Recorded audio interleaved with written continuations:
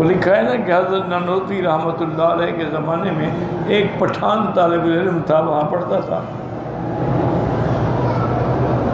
وہ اللہ کا بندہ کسی لڑکے پہ عاشق ہو گیا۔ پٹھانوں میں یہ مرض بہت زیادہ ہے، اللہ ہدایت دے۔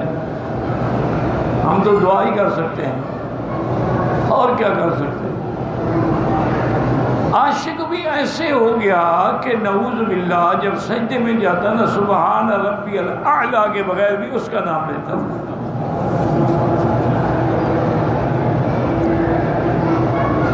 اب وہ ایک دن بیٹھا روتا رہا کہ یا اللہ میں کیسی محبت ہے یہ، میرا تو دین بھی گیا، ایمان بھی گیا، نماز بھی گئی،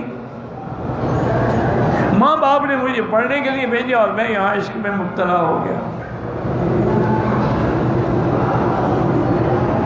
آخر اس نے مجبور ہو کے، شرم بھی آتی تھی نا کہ کیا کہوں لوگوں کو،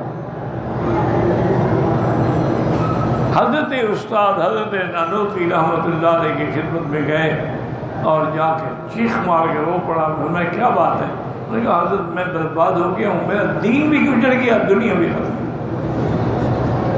ایک لڑکے کی محبت میں آ کے میں اتنا مبتلا ہو گیا ہوں، میں نماز پڑھتا ہوں مجھے لڑکے کا خیال ہے، سبحان ربی الاعلیٰ کہتا ہوں تو لڑکے کا نام لیتا ہوں۔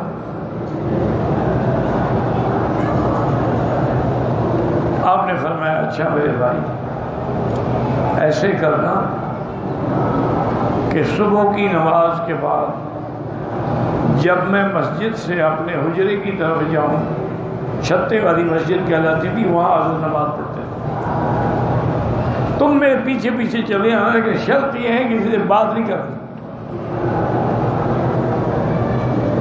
اور پھر جب میرے کمرے میں آگے بیٹھ جاؤ پھر بھی بات نہیں کرنی جب تک میں نہ کہوں، خاموش رہنا۔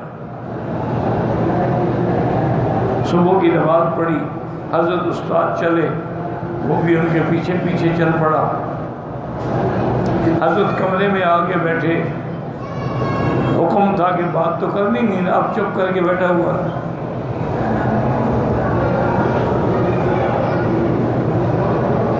اصل بات کیا تھی؟ اصل تو وہ سمجھنے والے سمجھتے ہیں نا، حضرت اس کو صبر سکھا رہے تھے کہ میرے کہنے پہ خاموش رہتا ہے کہ نہیں رہتا،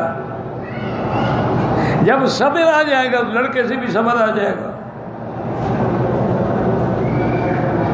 کافی دیر کے بعد دیکھتے رہے، پھر اس کو بلایا کہ میں نے اشارہ کیا قریب ہو جاؤ، اور وہ لکھتا ہے کتابوں میں کہ آپ نے میرے ہاتھ کے اوپر ایسے ہاتھ رکھا اور فرمایا 3 دفعہ توبہ استغفر اللہ پڑھو۔ میں نے 3 دفعہ استغفر اللہ پڑھا تو کہنے لگے کہ اب جاؤ۔ کہتے ہیں میں جب کمرے سے نکلا مجھے معلوم ہوا کہ میرے دل کے اندر سے کوئی چیز نکل گئی ہے، سمجھ نہیں آتی تھی وہ کیا چیز ہے۔ سامنے آیا وہی لڑکا کھڑا ہوا تھا، مجھے سمجھ نہیں آیا کہ کون لڑکا ہے، نہ یہ سمجھ آیا کہ میں اس کی محبت میں مبتلا تھا اور حضرت کی دعا سے اللہ نے مجھے نجات دی، یہ خیال ہی نہ آئے۔ انہوں نے فرمایا کہ اس کے بعد الحمدللہ ثم الحمدللہ میں نے اپنا علم بھی مکمل کیا اور کتابیں بھی مکمل کی، اور اللہ نے مجھے پھر اس فتنہ سے بھی بچا دیا۔